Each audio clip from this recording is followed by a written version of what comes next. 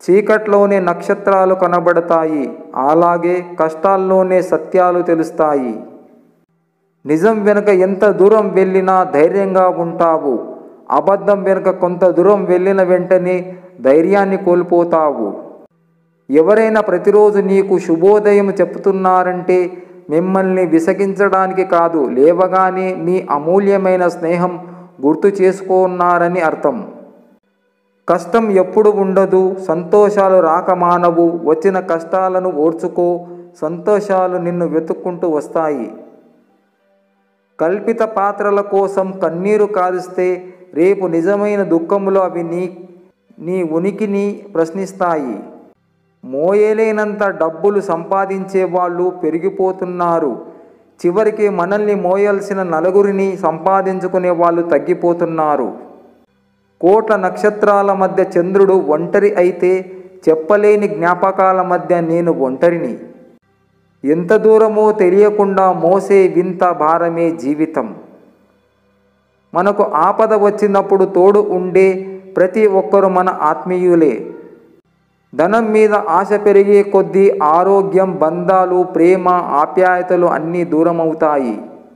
వర్షం కురిసిన తర్వాతే ప్రకృతి మరింత అందంగా కనిపిస్తుంది. జీవితం కూడా అంతే. సమస్యలు, కష్టాలు దాటాకే జీవితం సంతోషంగా ఉంటుంది. అధర్మం గెలిచింది అంటే దాన్ని నాశనం చేసే ఒక నిజం ఎక్కడో ఊపిరి పోసుకుంది అని అర్థం.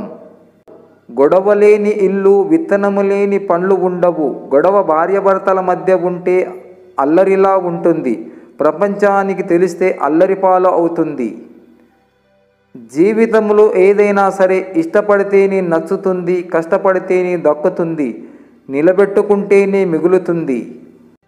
జీవితంలో ఏది కోల్పోయినా ధైర్యం ఒక్కటి ఉంటే చాలు, అన్నీ తిరిగి మళ్ళీ సంపాదించుకోవచ్చు.